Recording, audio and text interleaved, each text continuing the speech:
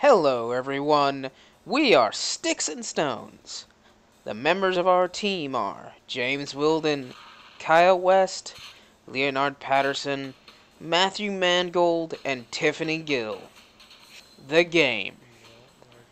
Snow Way in Hell is a fun side-scrolling platform set in the underworld.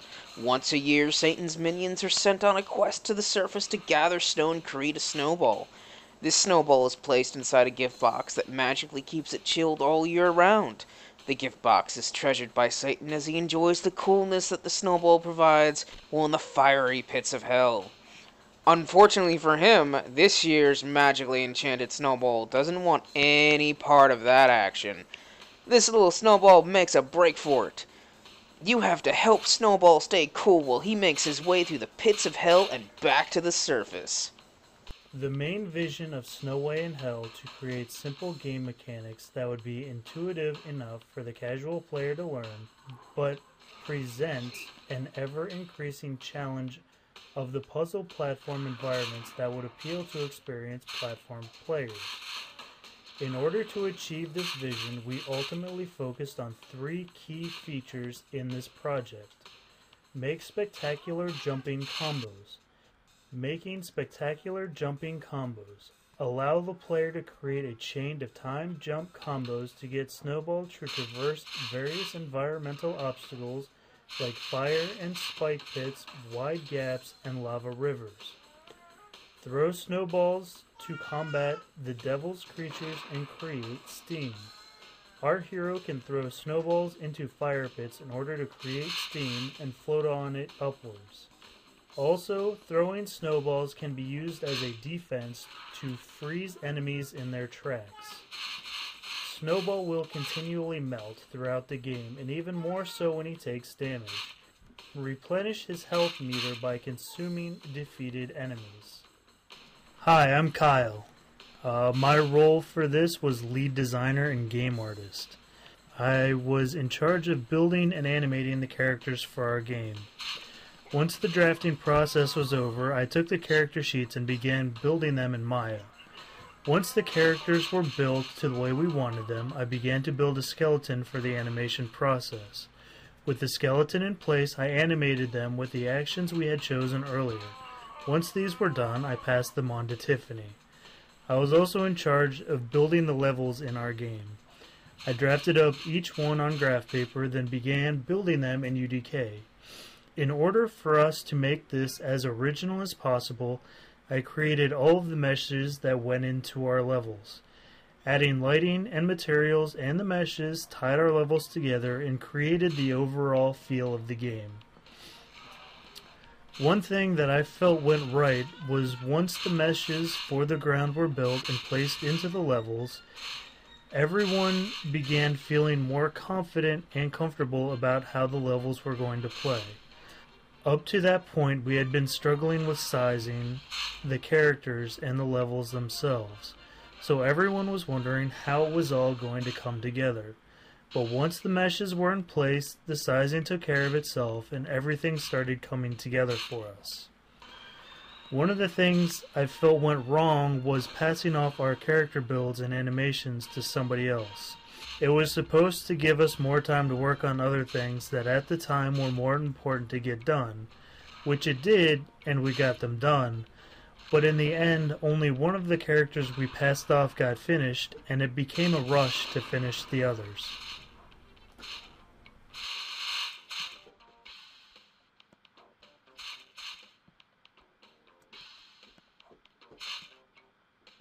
My name is James Wilden. My roles for this project were level designer and sound effects specialist. Sound engineering. From the beginning of this project, we knew we needed sound and music. Though the idea of both evolved as the project grew, it was obvious that these two things were important to our game. So throughout the second half of our project, I created several key sound effects we needed to really give Snowball and the enemies personality, and sound cues for our portals and checkpoints. I also spent time finding and setting up our music. I looked for music that would fit with Snowball's personality and that might pump the player up as he raced through the levels. All sounds were created and extensively modified with Audacity. All music was cleaned up and enhanced through the same program. Level design. Throughout our project, I would periodically help out with level design. Though not a huge part of my work, I fixed level design bugs as needed and set up things like kill zones. I changed layouts slightly if they proved to need modifying due to playtesting. I also set up all sounds tied in with checkpoints, portals, and zoning into levels through the use of Kismet. Playtesting and QA. Throughout our project, it was obvious we needed extensive playtesting. We were trying to take an FPS engine and force it to make a side-scrolling game. I led the charge in this department and spent many tireless hours playing each level, trying to find breaks in code and level design to report or fix myself if I was capable of doing so. I focused heavily on finding as many bugs and problems as possible with each build. We knew it was important to try to find and squash as many bugs as possible, even in part 1 of our project. What went right? One thing I feel that went right in our project was the music. The music gives the game a better atmosphere and helps to give, in my mind, Snowball a bit more personality. For some reason, when I hear the music, I have a feeling that Snowball is gearing up to really go all out. Feels epic to me. What went wrong? I would say one thing that went wrong with the project was the hard decision to get rid of our slide mechanic. It started out as one of our biggest mechanics and was something that even had animations built around it.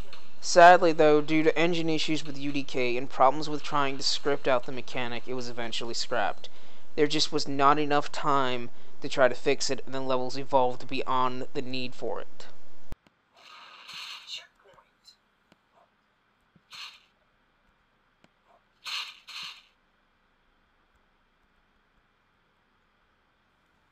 Hi, my name is Tiffany Gill. In this project, my roles were game artist and level developer. Concept art. As we planned the overall design of the maps, we tossed around ideas about the types of enemies that would be lurking in this environment. Based on those ideas, I created the concept art and design sheets for the characters.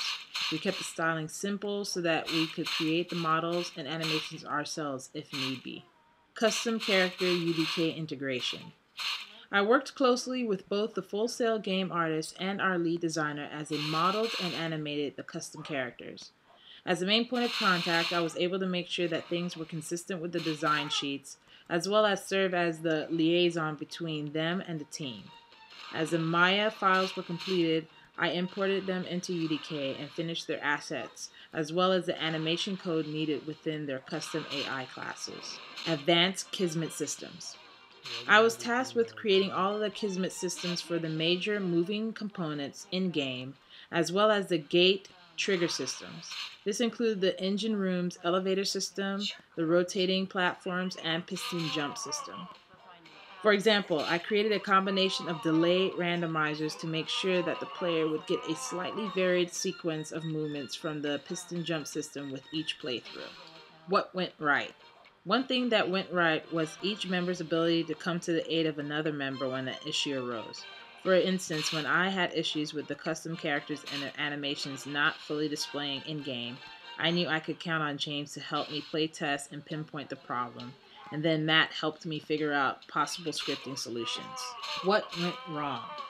One thing that went wrong was the low availability of online help for custom character issues within UDK. A lot of the solutions I came up with were through trial and error, since most of the forum solutions were mostly geared towards older versions of the Unreal Engine.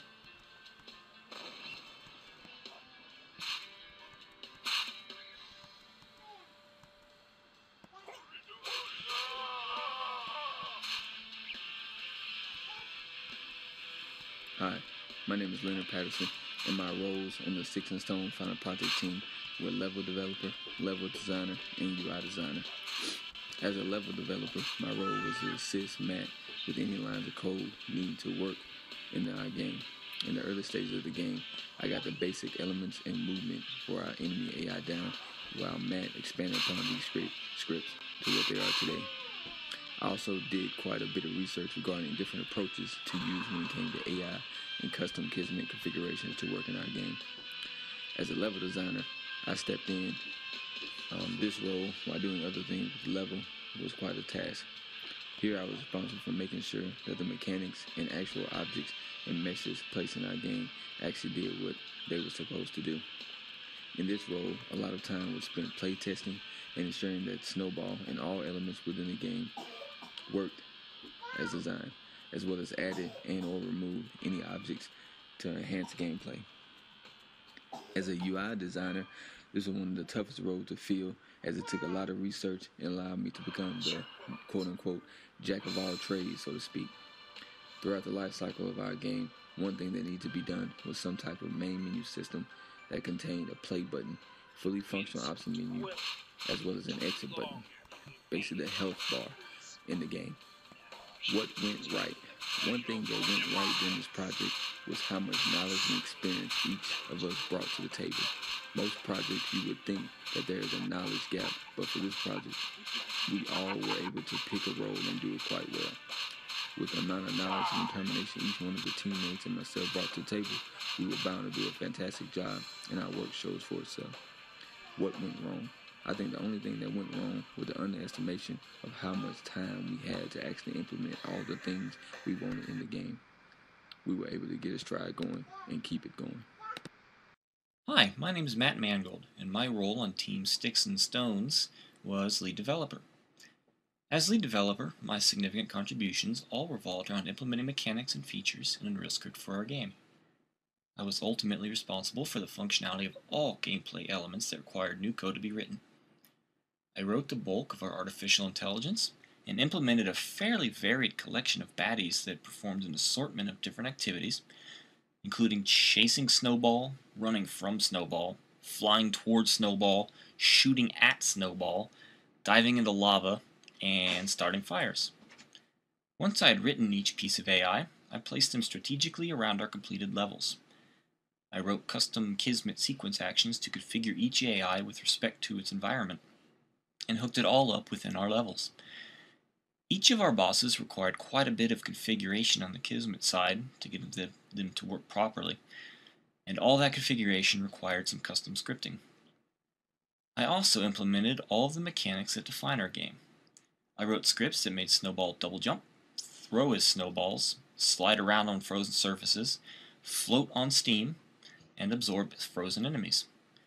I also wrote the code responsible for freezing enemies, creating steam with snowballs thrown into lava pits, and various other functions like our mounted dragon heads that shoot fireballs, and our timer and melting mechanics. As far as what went right during the project, as a team I thought we were very flexible when it came to activities. Because of the massive amount of varied tasks required to get the game off the ground, every team member had to be flexible enough to tackle any challenge at any time. We worked in Unreal Script, we worked in Kismet, we used the matinee system, we made our own sounds and music, did a lot of our own modeling and animation, we did level construction, texturing, and all kinds of just very small but important other tasks. What went right was our ability as a team to quickly learn how to do all of those and do it quickly. As far as what went wrong, I felt we didn't do nearly enough testing. We underestimated the time requirement that was needed to adequately test our creation. With every new level, we added hours of testing, but we were never able to find enough time to dedicate to it. Try as we might, after every release, the staff informed us of bugs that we didn't know existed. We constantly implemented new functionality improvements to existing functionality at the very last minute. We would have benefited from a planned and deliberate testing strategy so that we might have caught bugs before shipping to the staff.